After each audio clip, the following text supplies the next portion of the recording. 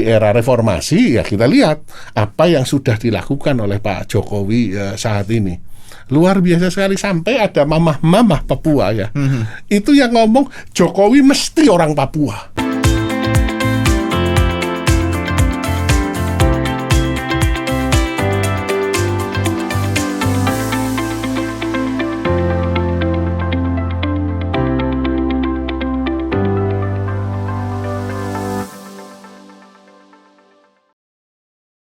Salam sehat untuk seluruh sahabat Perspektif Haris Turino. Kembali saya Anggana Gunawan hari ini menyapa seluruh rekan-rekan semua. Semoga kita dalam keadaan sehat. Dan tentunya saya masih bersama tuan rumah Perspektif Haris Turino. Selamat pagi Mas Haris. Selamat pagi. Semangat pagi.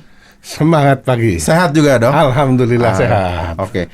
Teman-teman semua, para sahabat, para sedulur semua, kalau saya boleh pinjam bahasa Mas Haris, beberapa kali sedulur karena memang dari tanah kelahiran. Kita tetap mendorong ya protokol kesehatan. Kita harus menjaga pencapaian negara kita dalam mengelola dan juga menanggulangi COVID-19. Tetapi dengan segala protokol tersebut, kami mohon izin untuk dapat membuka masker untuk kami bisa lebih lancar diskusi agar kita boleh sedikit lebih dinamis dalam berdiskusi. Izin ya teman-teman. Mas Haris monggo. Jadi sekarang setelah kemarin pulang dari lawatan, sekarang udah di tanah air. Lagi ngerjain apa aja Mas dalam beberapa hari belakangan? Ya, ini kembali ya nangani kerjaannya karena sudah cukup lama, 3 minggu lebih ya ditinggal, sehingga tentu banyak hal-hal yang perlu dibereskan. Tentu sambil mengamati apa yang terjadi di tanah air. Salah satunya adalah PON yang sedemikian luar biasa ya.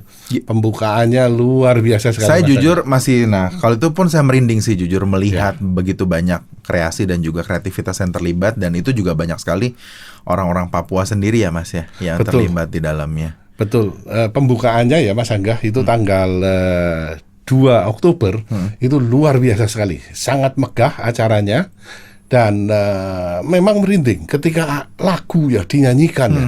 Aku Papua, hitam kulitku, ya keriting rambutku, aku Papua. Wah itu luar biasa sekali Mas Angga. Karena saya melihat itu sebagai semangat untuk menormalisasi ya, bahwa tidak ada stereotyping ataupun stigma ya terhadap warna kulit, bentuk rambut. Betul, itulah salah satu wujud daripada kebinekaan Indonesia. Indonesia ini kita jadi sadar ya, lihat itu. Kita gede sekali negara ini ya.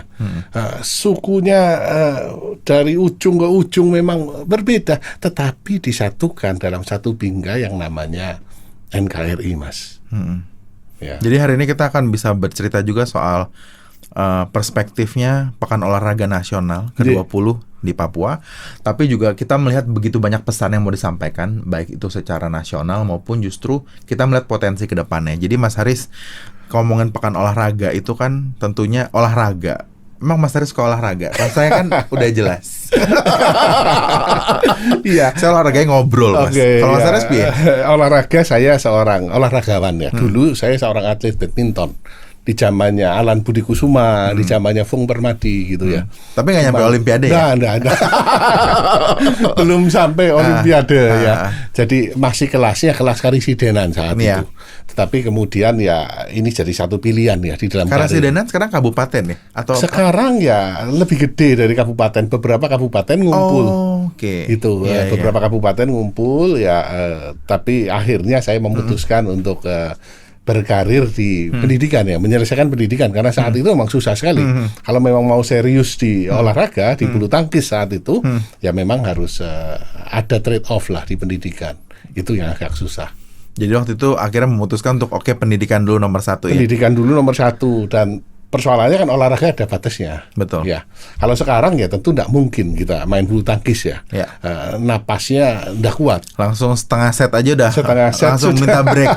Belum nyampe itu. Jadi ya katanya kan semakin usia semakin sepuh ya, semakin senior, bolanya semakin kecil. Dalam berbagai arti ya. Dalam berbagai arti. Ya. Sehingga sekarang saya mainnya golf, golf aja. Ya. Tapi itu bisa dinikmati lah olahraga itu, karena itu bisa udara segar juga. Udara segar ya, dan harusnya aman dari COVID karena ini di padang rumput ya, terbuka dan tentu jaga jarak. Ya. Jadi seluruh sahabat Perspektif Haris Turino kalau mau ngajak Mas Haris ngegolf, monggo aja. Coba di komen ajakin, tanya kapan dia main golf. Dan sekaligus ya Mas, mumpung kita ingat kita kan udah jalan episode kelima, kita terima kasih juga nih teman-teman semua sudah memberikan komentar, like dan juga share, dan juga memberikan subscribe button juga yang sudah diberikan kepada kami. Kami tetap menunggu dukungan teman-teman sekalian untuk dapat semakin memperbesar channel Perspektif Haris Turino. Mas, kalau ngomong investasi pembangunan di PON ke-20 itu kan angkanya fantastis sekali. Bukan berarti kita anti terhadap angka yang besar ya, karena kita melihat manfaat jangka panjangnya juga. Dan kemudian kita tahu nih starting line-nya Provinsi Papua itu tuh berbeda dengan Pulau Jawa ataupun provinsi yang maju lainnya. Kita bukan bilang Papua itu terbang, tapi memang saat ini fokusnya lagi ke sana. Sebetulnya Mas melihat perkembangan ini arahnya kemana, dan juga mungkin Mas lihat perkembangan PON itu sendiri yang sebetulnya sudah kita laksanakan sejak lama. Iya, ini menarik ya kalau kita melihat PON ya. Mulai sejarahnya PON yang pertama tahun 48 ya. Mulai 9 September ya, 1948. Ini memang ajang olahraga, kompetisi olahraga, tapi sekaligus pembuktian dari kedaulatan Indonesia. Ya, Mas Angga perhatikan ya, saat itu hanya dihadiri oleh 13 karesidenan. Ya, dan Indonesia negara baru mecungul ya. Nah, masih sangat miskin ya, belum teratur tentu saja, mampu menyelenggarakan satu pekan olahraga nasional ya, yang diselenggarakan di Kota Solo. Nah, ini membuat banyak orang kaget karena pengakuan dari luar negeri saat itu baru ada 4 negara yang mengakui. Ya, Mesir, Suriah, kemudian apalagi Libanon, Yaman ya. Baru 4 negara mengakui. Dan negara kecil-kecil semua. Dan negara ya, Mesir cukup besar ya. Dan ketika melihat, kok mampu ya. Ini memang mengejutkan. Nah, PON ini jadi bukan cuman semata pekan olahraga, persaingan di olahraga, tetapi memang dampak politisnya cukup besar. Demikian pula kali ini di Papua. Ya memang tidak bisa dipungkiri ya Mas, kalau misalnya masyarakat tiba-tiba bilang kok dilalah gitu. Isu Papua sendiri kan sedang sangat hangat ya, gitu, dan pemerintah sendiri berputar otak begitu besar. Cuman saya yakin Mas Haris bisa melihat perspektif yang lainnya. Perspektif apa sih Mas dari Papua sendiri yang hari ini kita bingkai dalam Pekan Olahraga Nasional, atau kita bisa bilang Pesta Olahraga Nasional yang ke-20. Ada hal yang lain nggak sih Mas yang di belakang yang teman-teman perlu ketahui juga? Iya, gini Mas Aga, Papua sendiri adalah bagian dari Indonesia. Ini clear. Sejak 1945 ketika kita merdeka ya, Papua sebenarnya sudah bagian dari Indonesia. Ya, kita lihat di sidang-sidang ya, persiapan kemerdekaan Indonesia, rapat-rapat BPUPK. Ya, saat itu kan kita akan membentuk satu negara baru. Negara ini namanya Indonesia. Nah, persyaratannya kenapa? Penduduk. Siapa sih penduduk Indonesia? Penduduk Indonesia adalah orang yang punya spirit yang sama untuk mendirikan satu negara yang namanya Indonesia. Dan dia rela untuk mempertahankan negara yang akan dibentuk. Ini kesepakatan mengenai penduduk. Kemudian wilayah. Wilayahnya itu mana? Banyak pemikiran di sini, apakah bekas kerajaan Sriwijaya yang jauh sekali mundur ke belakang, bekas kerajaan Majapahit ya, yang lebih dekat ya. Kalau memang Majapahit, maka Malaysia, Singapura, Brunei, bahkan Myanmar itu masuk ke Indonesia. Toh mereka belum merdeka saat itu. Ya, tapi kemudian diputuskan dengan bening bahwa batasan wilayah negara Indonesia adalah bekas jajahan Belanda. Sehingga di situ Irian Barat masuk menjadi bagian dari Indonesia. Ya, persoalannya adalah Belanda tidak bersedia menyerahkan Irian Barat. Ya, Belanda kepinginnya adalah membentuk satu negara merdeka, negara boneka di bawah naungan Ratu Belanda saat itu. Termasuk di konferensi meja bundar KMB di Den Haag tahun 49 ya saat itu.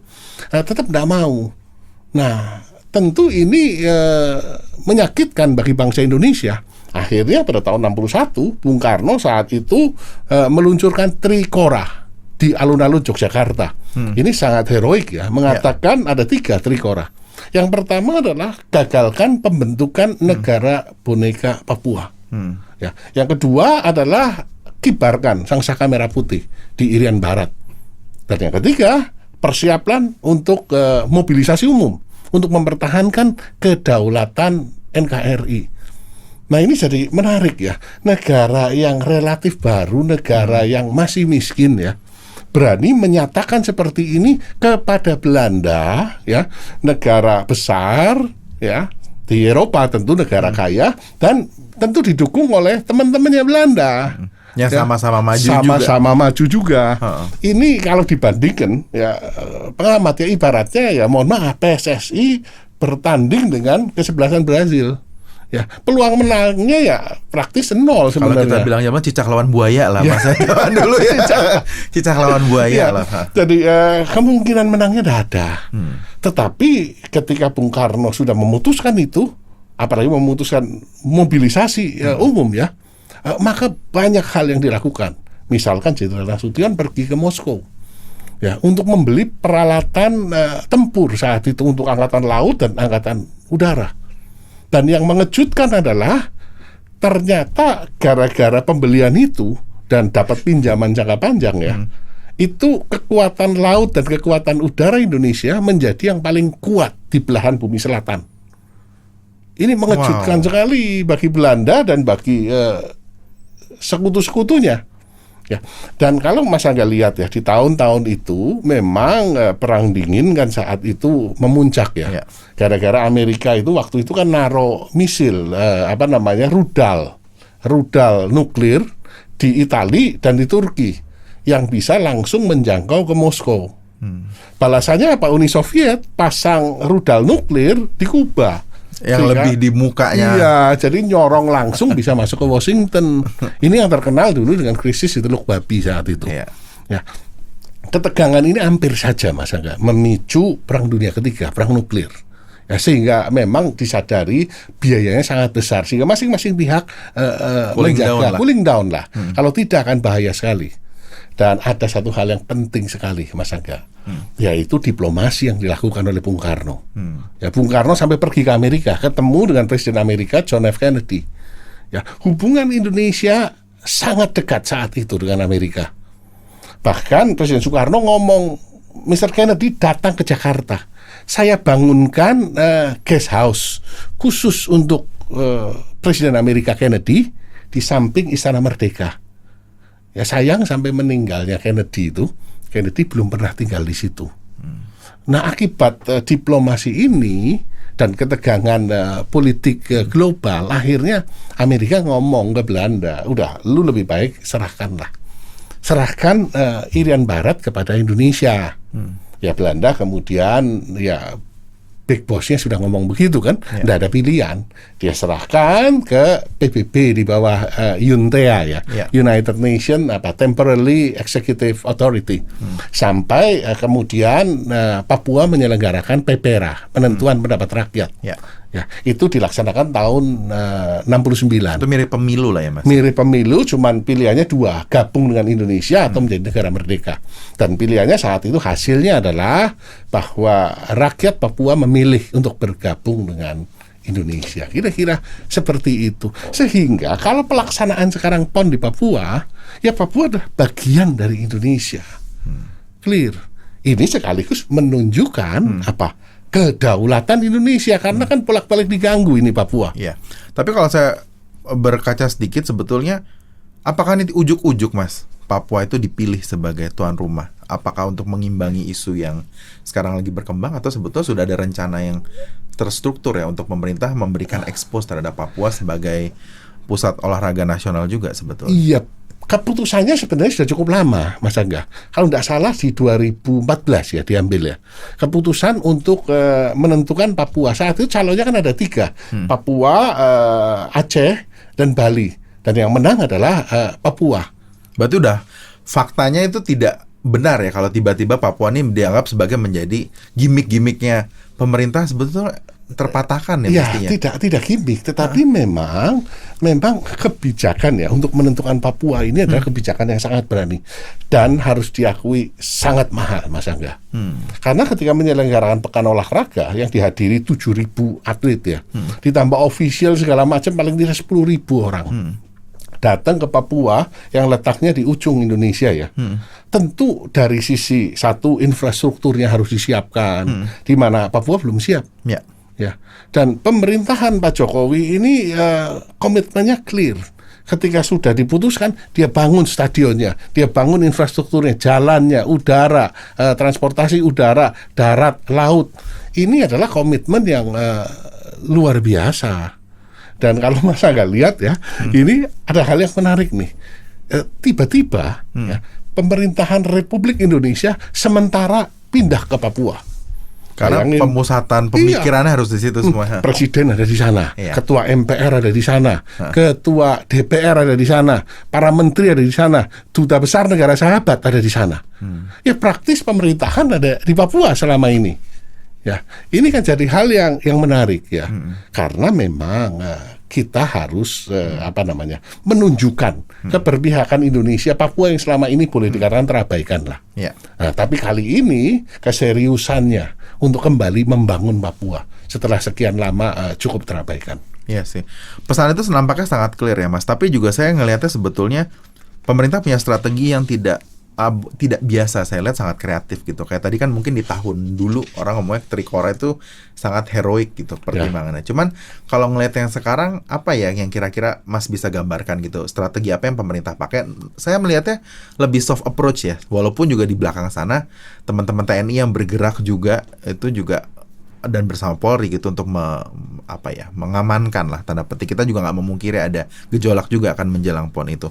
Mas melihatnya sekarang seperti apa sih pemerintah itu bisa berstrategi untuk membungkus itu semua menjadi lebih harmonis gitu Mas? Ya jadi pembangunan di masa Jokowi bukan cuma Jawa sentris ya, tetapi di bagian Indonesia Timur kebijakan untuk memindahkan ibu kota salah satunya ya ke tengah, the center of Indonesia.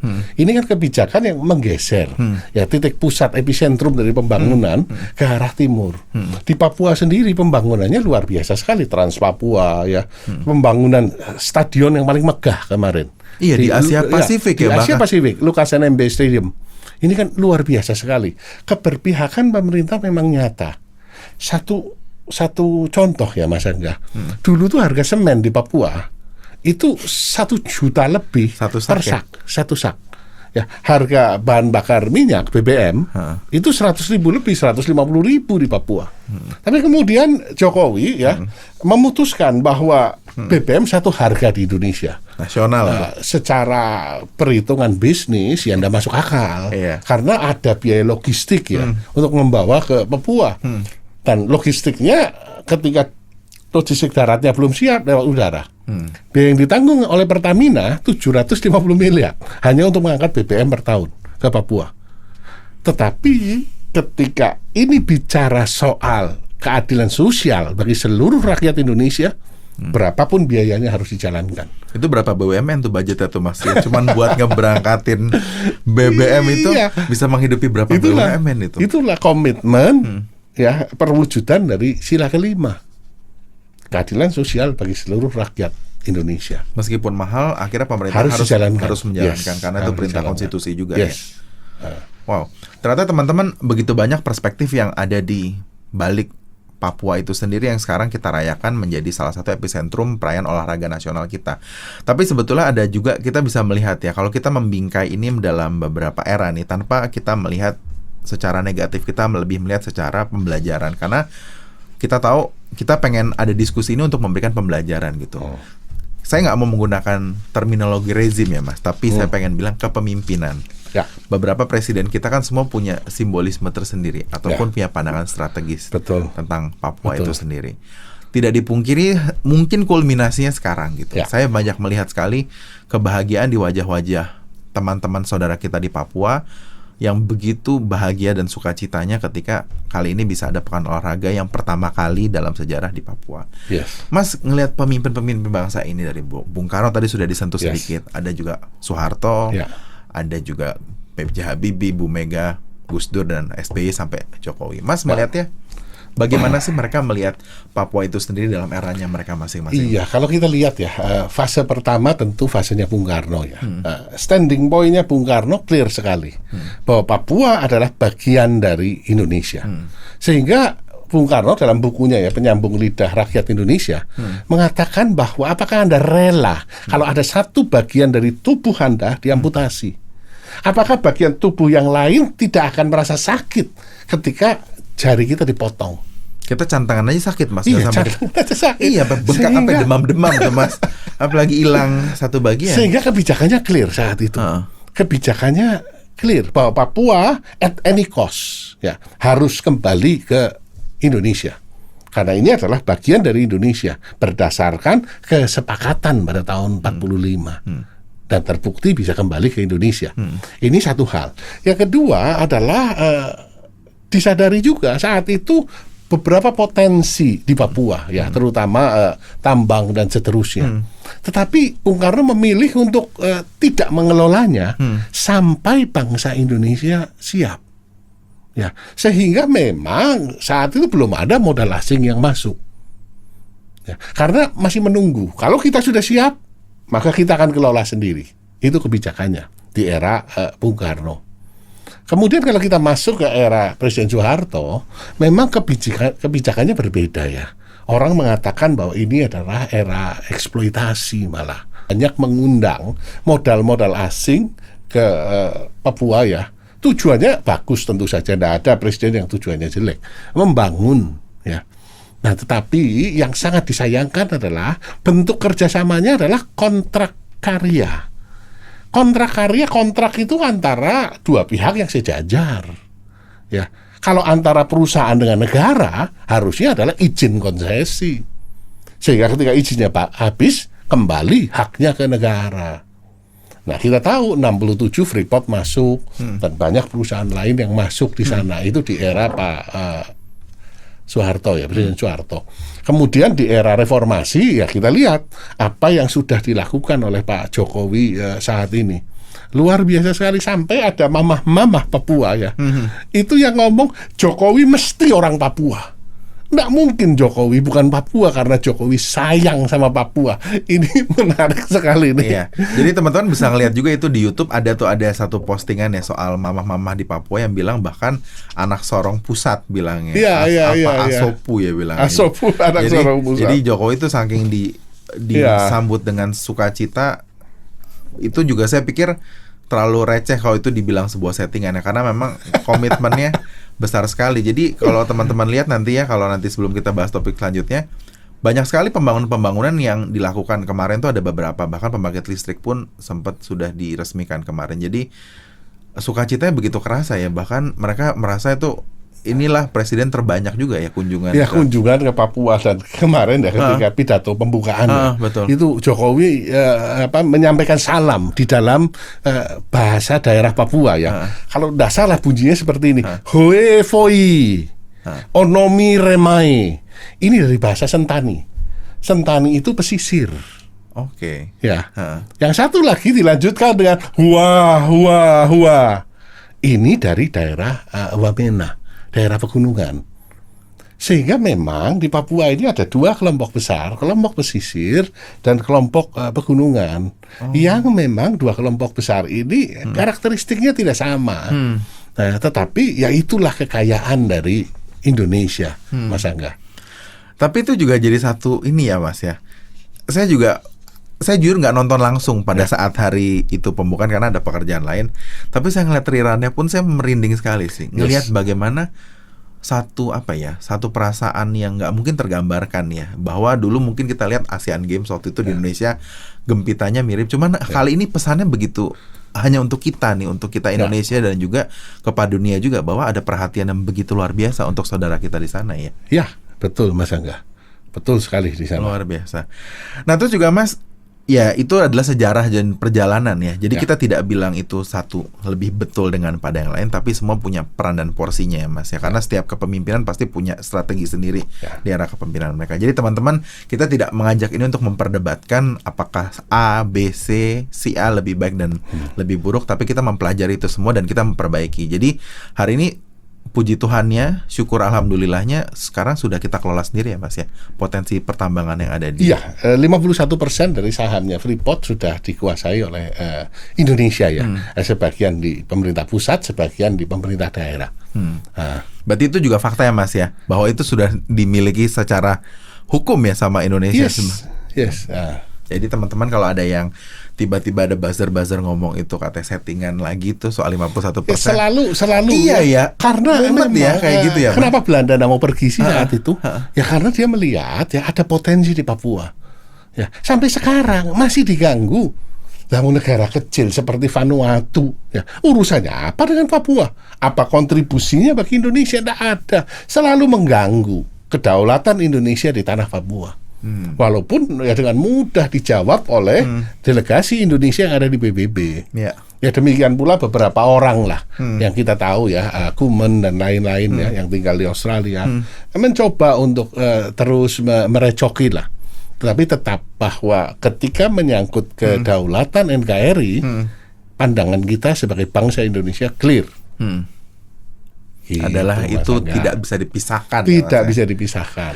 Dan selanjutnya kita bergerak juga ke slogannya. Ya. Torang bisa. Torang bisa.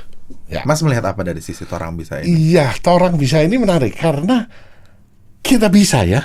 Dan Indonesia memang pada posisi saat ini sudah banyak yang bisa kita lakukan. Dengan kebersamaan, gotong royong, banyak yang kita bisa lakukan. Bukan hanya utang aja yang kita bicarakan ya, pembangunan dan seterusnya. Satu bukti bahwa Papua mampu menjadi penyelenggara Pekan Olahraga Nasional tahun 2020. Disebutnya PON 2020 Mas Angga. Ya, ini sama dengan Olimpiade 2020. Ya kan? Sama dengan Euro Cup 2020 yang diselenggarakan 2021 karena pandemi. Saya tidak tahu kalau misalkan Formula E 2020 ya nantinya apakah akan tetap disebut 2020 karena tidak tahu diselenggarakan atau tidak. Sekarang aja masih rame ya di Kebon Siri masih berantem loh itu. Nggak makan nasi goreng pada ngomongin interpelasi tadi. Nah itu jadi menarik ya. Kita bisa. Papua menunjukkan mampu menjadi tuan rumah yang baik bagi 34 provinsi, 33 provinsi yang lainnya. Sejarah menunjukkan ya bahwa hanya 10 provinsi yang pernah menjadi tuan rumah PON. Dari 34 provinsi. Ya, Semarang aja belum pernah. Iya, itu. Bali belum pernah. Yogyakarta belum pernah. Yang kemudian daerah khusus ya. Iya. Daerah istimewa belum pernah. Ya, yang pernah apa? Jawa Timur 2 kali, ya. Kemudian Jawa Barat 2 kali, Jakarta 9 kali, ya. Ketika zaman Orde Baru yang semuanya dijalankan di Jakarta, karena pertimbangan biayanya tentu murah, infrastruktur sudah ada. Ketika dijalankan di Papua, infrastruktur harus dibangun, tetapi ini dampaknya bagi rakyat kan besar sekali. Belum lagi logistiknya juga. Belum lagi berangkatnya aja rebutan tiket saya rasa.